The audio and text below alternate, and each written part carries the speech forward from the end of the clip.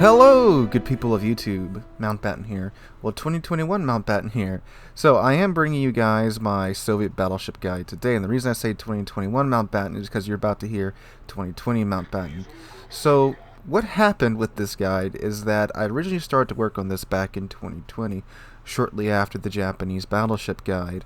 However, we had some issues with trying to record the opening cinematic that we normally like to do for these guide videos. So we had to kind of put this on hold, even though I did record most of the guide itself.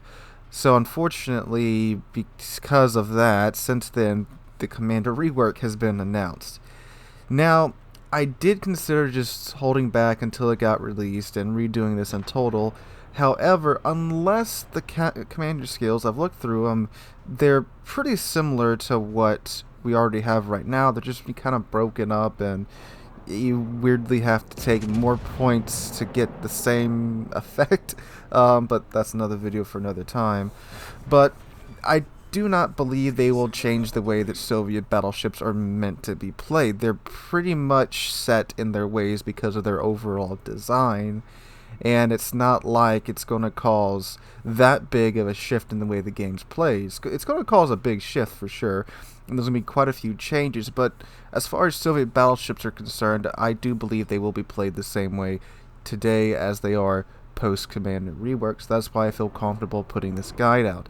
I will update the Commander build with a pinned comment once the Commander rework goes live, so that's something to look out for, but if you're watching this before the rework goes live, just follow this build per se, and you will be just fine until the Commander rework drops. But even if you build it like this, the Commander rework will automatically put those Commander skills on whatever new skills are pretty much the same as the skills that we have right now.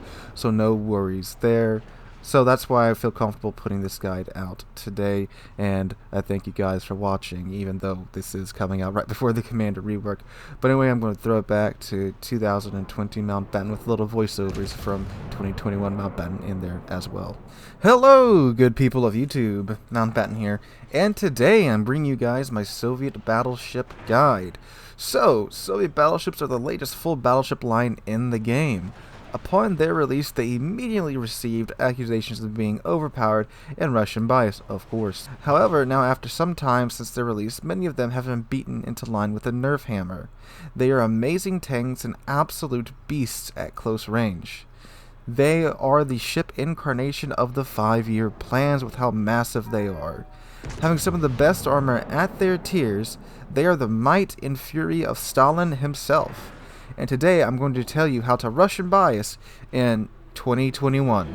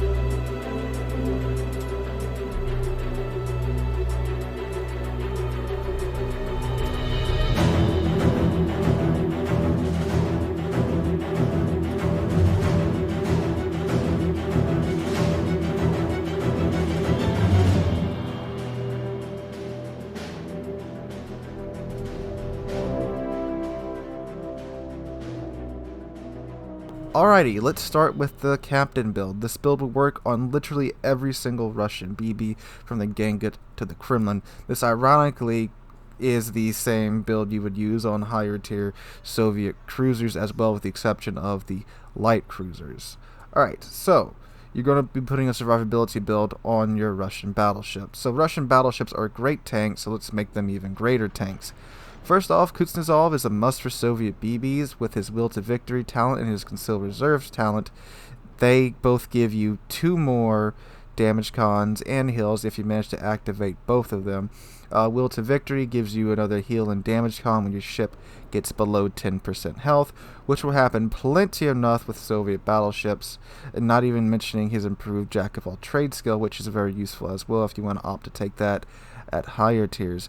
And of course, Concealed Reserves gives you 1 more damage con and 1 more heal if you manage to secure First Blood, which isn't the hardest thing to do. I've done it plenty enough. So if you have the resources, make sure to acquire him. Alright, so the build itself. First off, we're going to be taking preventative maintenance. We like to keep our guns in the fight, and you'll be battle tanking a line of Soviet BBs, especially the higher tier ones, so your turrets will be taking plenty of shells. So we need to prevent them from getting knocked out as much as we possibly can. Next up, we are of course going to be taking Adrenaline Rush. I don't think there's a class or build out there where you wouldn't be taking Adrenaline Rush, despite whatever type of ship or line that it is.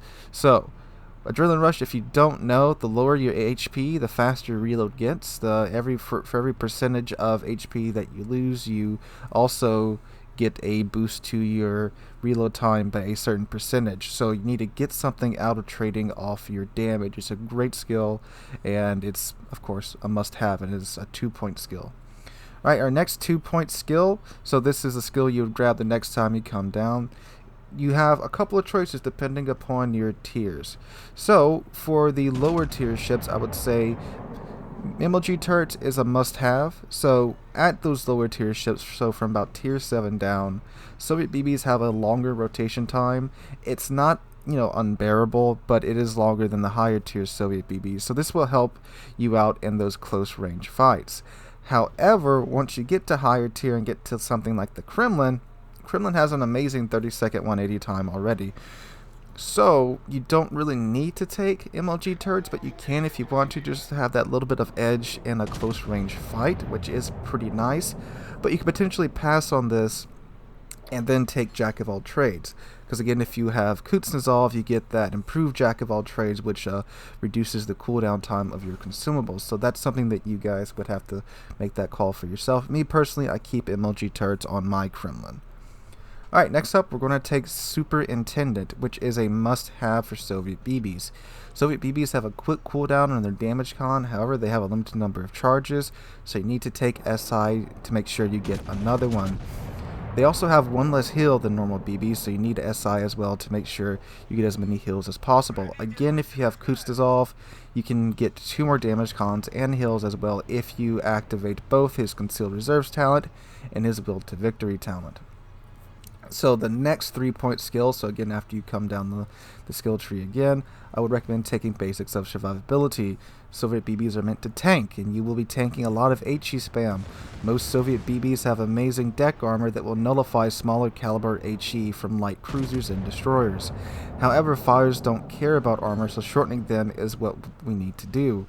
Flooding also sucks, and Soviet BBs are massive, so you're more than likely going to eat your daily amount of torpedoes, and Basics of Survivability cuts down on both fires and flooding by 15%. Alright, 4-point skill. First 4-point skill I suggest you take is Fire Prevention. Fires suck. This limits the maximum amount of fires on your ship to 3 and cuts down their burn time. Second 4-point skill I recommend you take is Concealment Expert. So, sneaky Soviet BB. With Concealment Expert, you can turn that massive Soviet BB into a Romulan warship with a cloaking device, especially at higher tier, and this is great as it allows you to pick and choose your fights. Alright, so the module build, same as the commander build, this module build will work on just about every single Soviet battleship. So, starting out, main armaments mod 1. Again, you're going to be battle tanking a lot, so we want to make sure that our guns stay in the fight. Next up, damage con mod 1. Fires and flooding suck. This cuts down on both fire and flooding time. Next up, aiming systems mod 1. This will help improve the accuracy of the main batteries. It is useful for when you're gauging outside of the Soviet sweet zone. This is a good place to mention too that Soviet BBs of course have the Soviet dispersion gimmick, which means from 15 kilometers in you will get improved dispersion on your main battery guns, which is lovely. But from 15 kilometers out, it's not so lovely. Enemy Systems Mod 1 will help improve that dispersion even more as it decreases the maximum dispersion for your main battery guns. Alright, next take Damage Con Mod 2 because fires and flooding suck. So again, anything that helps decrease this is a must-have on these ships, or any battleship in my opinion, of course. And then of course take Concealment Module after that, because again, sneaky, this will lower your detection range even more, which again allows you to dictate at what targets you wish to be engaged and when you can disengage as well, of course, barring any CVs being in the match. Alright, next up, take Main Battery Mod 3. This will decrease your reload time at the cost of turret traverse. This is, of course, only available to Sovietsky Soyuz and Kremlin. So this is a great trade since they have great turret traverse already. If you choose to take MLG turrets, it will nullify it almost. But more DPM is always great, especially at these two ships which have reload times that are above 30 seconds, so this helps to cut that down. Alright, so the actual play guide. Let's go ahead and dive right on into that. So, some things to note that I've already covered, but in case you just skipped to right here, the Soviet dispersion gimmick is a thing with these battleships, which means from 15 kilometers in, they get improved dispersion. From 15 kilometers out, not so much. It's actually pretty hard to hit anything past about 17 kilometers in a Soviet battleship. But when you get to ships like the Kremlin with its 9 18-inch guns, it's, you know, anything you hit at that range hurts regardless. They have limited damage cons.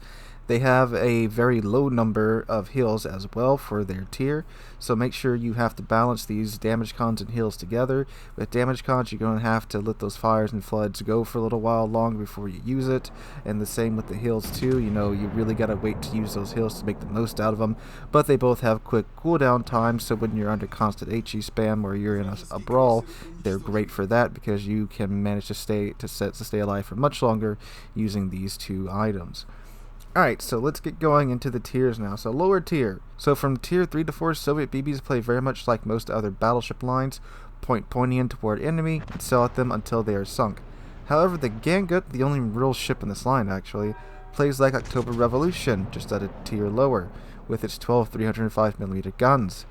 So you want to stay back a bit from the fight and rain hell down on your enemies with these guns, since you have to show plenty of broadside to actually use most of these guns, and the ship is a little bit squishier than its counterparts at their own tier. So this one you gotta play a bit more conserved. It can't really get up in there like other Soviet battleships. Alright, going on now to mid-tier. This is where the fun begins. So the mid-tier ships are actually fairly unique and do share some similarities with the rest of the line, but are played slightly differently. So the Pyotr Veliki starts mid-tier off with a bang with great armor and maneuverability. She will be a dominating force at tier 5. She sets the tone for the rest of the line except for the Ismail in terms of armor. She has great for her tier deck armor, 38mm, a wraparound icebreaker bow, good hit points for her tier, 51,100, but a flat broadside with a citadel that is reachable by big guns. We will see these trends continue throughout the line. However, she has better maneuverability for her tier than the other Soviet battleships, so use that to your advantage when playing her. The rest of the Soviet BVs only get decent to mediocre maneuverability, so that's where Pyotr Veliki stands out with a 28 knot top speed at tier 5. So stay on the move and angle your armor correctly, which is bow in or very steeply angled when you're going to take hits, and use those guns to your advantage. Ismail's up next at tier 6 and trades the great deck armor for more firepower. She gets 12 356mm guns, same guns as the Pyotr Veliki, but more of them. She's basically an overfed Gangut. She is by far the squishiest of the Soviet battleships, so like the Gangut and October Revolution, she is played more at mid-range, just within that 15km Soviet dispersion gimmick range, but again, be mindful of showing too much broadside, as large guns will go right through to your sit. She also has a couple of weak spaces around her stern as well, so make sure you keep those hidden. And again, because of the wonky turret layout, you do have to show a lot of broadside to make use of those guns. So when you're doing that, be mindful of who can see you and who's probably going to shoot at you. Alright, high tier. This is where you send ships to the gulag now. So, From Tier 7 to Tier 8, the Soviet battleships are played exactly the same. Bow into your target, preferably near an island cover. CVs aren't involved. You have strong icebreaker bow from Sinop to Kremlin. The not even the Shikishima can pin, but the upper half of your bow can still be pinned by Miami and Shikishima. And be mindful of that on the Kremlin too, because you get a big old honking upper bow as well. Alright, so you need to stay bowing or slightly angled. Forget your third turret exists. You'll want to play like this for the first half of the match until it is time to push. Doing this will distract your enemies as they will be triggered by your sheer existence and attempt to focus you. However, your deck armor will deny their light cruisers HE spam and your DC will deny their witherer and liquidator medals. You do have to hold those damage cons like I mentioned earlier for multiple fires, and if your health is above half, that's, like I said before, if I'm above half health, I'll just let 2 fires burn. 3 fires, it's time for damage con, especially so on Soviet battleships. So make sure you conserve them, because once they're gone, they're gone. So don't be afraid to take damage to your health pool, you got plenty of it, especially when you get to the Kremlin. So from here, dish out punishment with your main guns. You should attempt to get into your sweet zone, but not if the cap that you're fighting over is too hot. So don't try to rush into that 15-kilometer sweet zone if there's too many ships or there's lots of HE spammers there. Just back off, just deal with shooting from outside of your sweet zone. It's going to happen. Once your side has a ship advantage, not one step back, comrade, it's time to push. When pushing, be mindful of your broadside as well. It is your Achilles heel. Even the mighty Kremlin can get blamped via its citadel. From Tier 7 up, it's high and exposed, so watch it. Also stay near friends for AA cover. From Tier 7 up, Soviet battleships have decent AA. Kremlin actually has great AA, but it'll be destroyed after the first round of HE, particularly British HE, due to its low HP. When in a brawling situation, you have the advantage in terms of gunpowder, since at that range, the Soviet gimmick turns your main guns into literal railguns. However, again, you need to watch your citadel. There's a fine line between watching the shells bounce off of it and watching your health collapse like it's 1991. Your ship is also massive and will take an eternity to turn, so keep this in mind as well. Also keep in mind that because of the amazing Soviet shell ballistics, you will be getting a lot of overpins. So when firing at even battleships, make sure you aim for those juicy parts, so the midsection. Don't aim for the bow or the stern, because unless it's a German battleship, you're probably going to overpin. This is true from, again, Sinop to Kremlin. By using this guide and general battleship tips, you'll be making Stalin proud out there and helping proliferate the ongoing meme or myth of Russian bias. So comrades, get out there, have some fun, get into some brawling situations, watch your citadels, and blap away. Alright guys, 2021 Mountbatten here, so thank you guys for watching. This guide was pretty hotly demanded after the Japanese battleship guide. I will now be waiting, of course, for the commander rework to come out and things to stabilize before we do the next one. And again, like I said at the start of the video, after the commander rework comes out and things get a little bit stabilized, I will update the commander build in the comments down below with a pinned comment, so be on the lookout for that post-commander rework. Hope you guys enjoyed. If you did, please drop a like and leave a comment and subscribe to the channel. We just passed 21,800 subscribers a couple days ago, and I cannot thank you guys enough for that. Hope you're all having a wonderful Monday and a wonderful Martin Luther King Day. I hope to see you guys in the next one.